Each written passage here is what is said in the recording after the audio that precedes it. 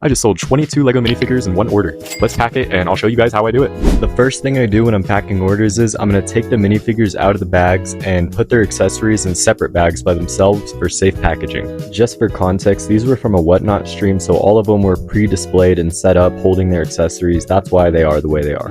And for minifigures like this vampire that have the cloth or fabric accessories, I always put them into one of these plastic card holders just to keep them safe for best delivery possible.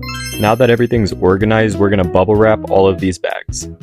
We're going to start by grabbing 5 to 6 minifigures and putting them in these bubble wrap sleeves that you can get on Amazon. I think they're super helpful. This is kind of the first step before I really wrap. And we're going to do this around 4 to 5 times just because of the size of the order. We're also going to do the same thing for the accessories. Now we're going to move on to the heavy duty wrapping. I straight up just take every one and just roll them in the bubble wrap until I feel like they're good. And then we tape it just so it stays in place. You probably think I'm overpacking this order, and hey, maybe I am. Now we pick out a box.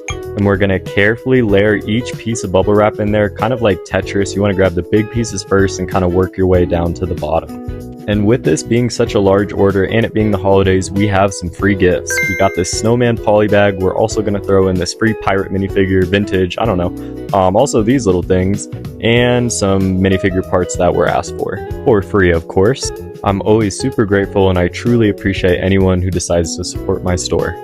And now we're going to do the final layers of tape. I always go hard on these. You know, you got to make sure you don't want it to fall apart. What if snow gets in there? You know, you got to think of all the different obstacles that could come this package's way if you truly care about your customers. Well, the rest of this video really is just me putting tape and the label on. But if you want a package like this, I'm on Whatnot, JM Sale to Go. Definitely stop by.